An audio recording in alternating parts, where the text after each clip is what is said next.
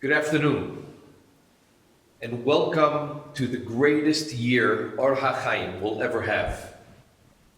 I apologize that I cannot be with you here today to welcome each and every one of you personally, but my heart is with you. And together, we are going to create the greatest school year ever. In Or HaChaim, we have a very unique mission. On one hand, we are here to produce deeply religious children who feel a connection to Hashem, a connection to Torah, who live a life that's full of meaning and purpose.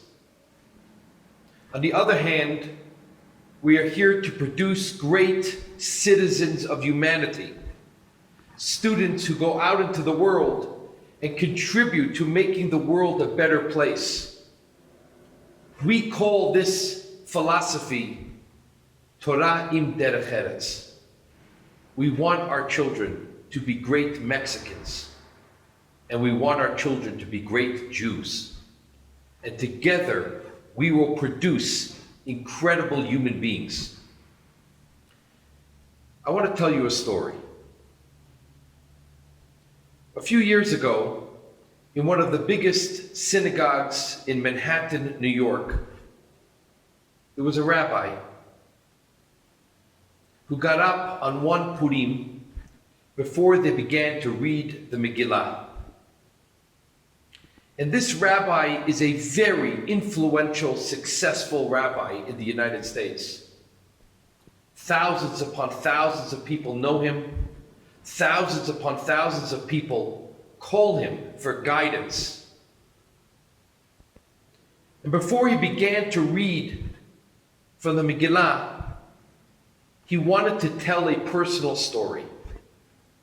And so, while everyone was sitting, he told over that when he was a child, he was very, very shy.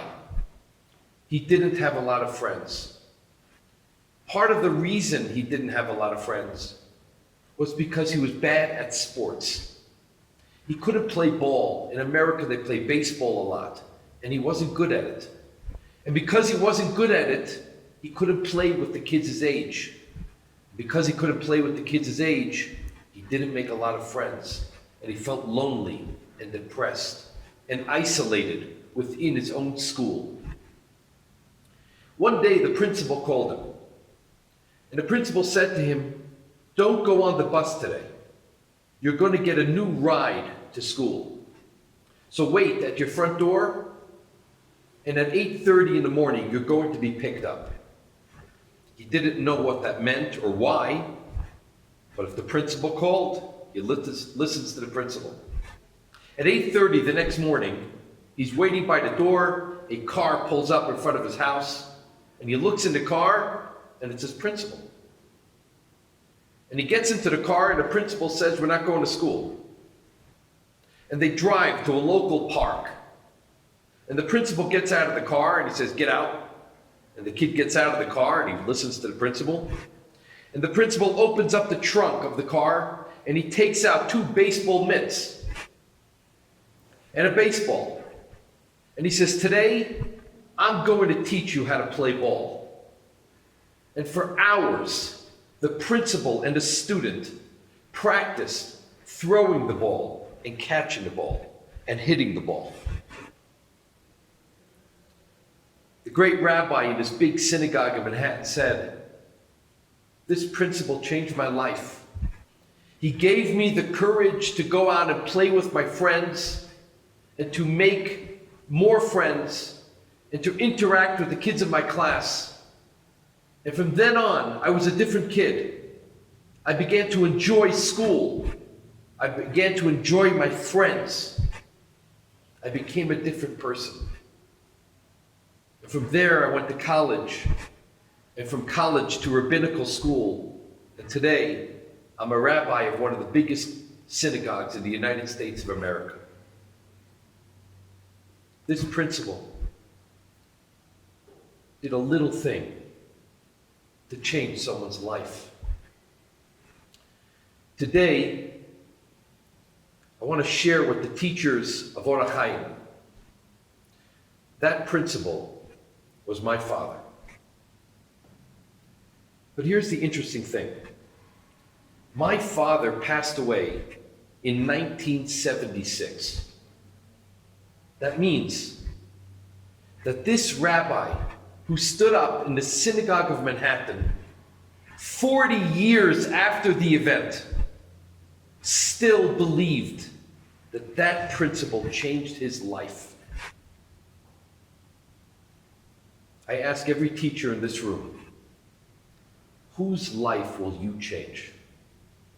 Which one of your students in 40 years from now is going to say, she loved me, she cared for me, she changed my life? Which one of your students in 40 years from now is going to say that every success I had, everything I am today is because of my teacher? You have the chance to change someone's life. You have the chance to make someone great. We're not just teachers here in Orach Chaim. We're people who produce greatness. We're people who make the world a better place. That's who we are. That's what we're here to do. From the bottom of my heart, I am wishing each and every one of you an incredible year, a year of success, a year of growth. But most importantly, this is the year that you're going to make the world a better place. This is the year that you're going to make one of your students a leader of humanity. Thank you and have a great day.